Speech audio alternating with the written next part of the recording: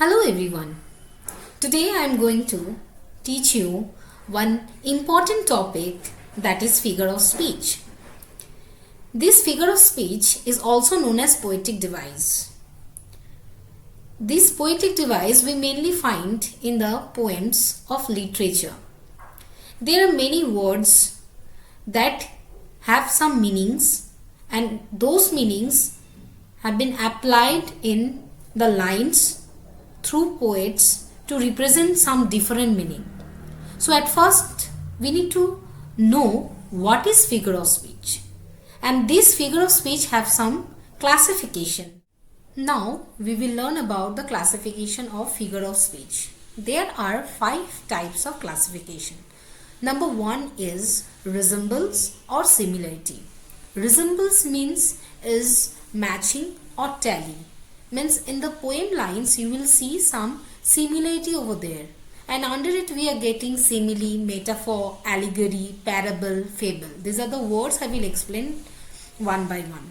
Then second is contrast.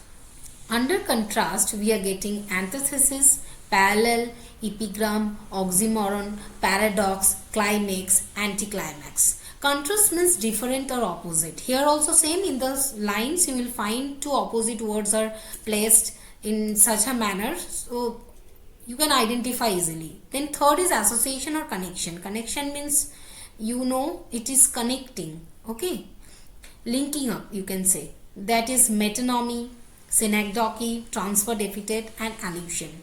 Then fourth we are getting imaginations, personification, pathetic, fallacy, vision, apostrophe, hyperbole. Okay. Then the fifth one, that is indirectness. Under it we are getting irony, innuendo, scarsism, satire, euphemism, litotes and peripheries. Now I will be explaining to you the first type of classification, that is resembles and similarity. The first word that will pop up now, that is simile. It is a comparing between two dissimilar things in an explicit way. It is very easy to identify because like and as are mainly used in it. For an example, as proud as peacock. Proud we mainly use for human beings and peacock is an animal. So two dissimilar things. Proud we use for human being when he or she did a great job or a great achievement in his or her life and become proud. Peacock is also a proud because of its beautiful and colorful tail. So we can say he is as proud as peacock. Next example, you see the child ran like a hare. The child ran like a hare. So here child is a human being and hare is an animal. Two dissimilar things, but child is running like a hare. Okay. How horse run, child is also running like that. So here like is used as a simile. So I hope you have understood that like and as, if you see in the poem lines, that means here comparing, or here is a similarity, means simile. Next word now that you will learn, that is metaphor. Metaphor is also a little bit of same like simile. So now metaphor is a direct comparison between two unrelated things to highlight similarities, and here you will never find like or as is used. If you see the example, you will understand he was a lion on the battlefield. That means he fought like a lion on the battlefield. Like word is missing, but here is a comparison, direct comparison. Lion is a ferocious animal and fighting like lion. So he was a fought on the battlefield. So here you have seen the similarity between the metaphor. A little bit of different is there. So it is easy to remember simile and metaphor.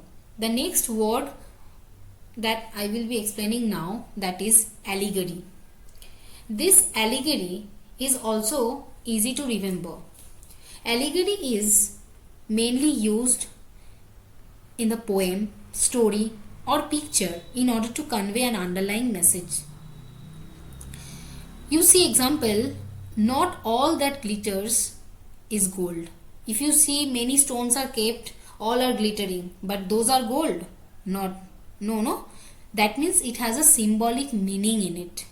So allegory, you will find some different symbolic meaning.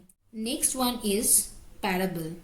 Parable is a short and simple story that teaches us a religious and moral lesson with real events.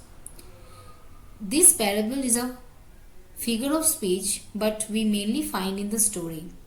If you read the story, The Good Samaritan or The Prodigal Son, you will understand there are many examples of parables attributed to Jesus. Now, the next one that I will be explaining, that is fable. Fable is also a story. This is also a figure of speech, but totally we find in the story. In this story, we find animals, birds and insects which appear and talk and behave like human beings in order to convey a moral lesson.